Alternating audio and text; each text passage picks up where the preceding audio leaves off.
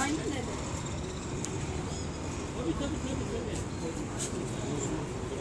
Ben de mi ya? Bakılsam ne yapacağım abi?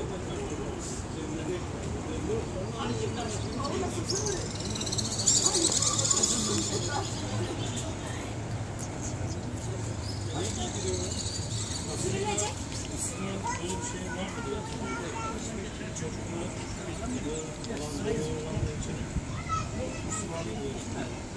Yalan ha, ben şeye gittim. İş bulma kurumuna gittim de sordum. Yok öyle bir şey. Çocuğu oraya götürüyormuşsun da şu müjde. Yalan, tövbe yapmışsın. Zümrüt.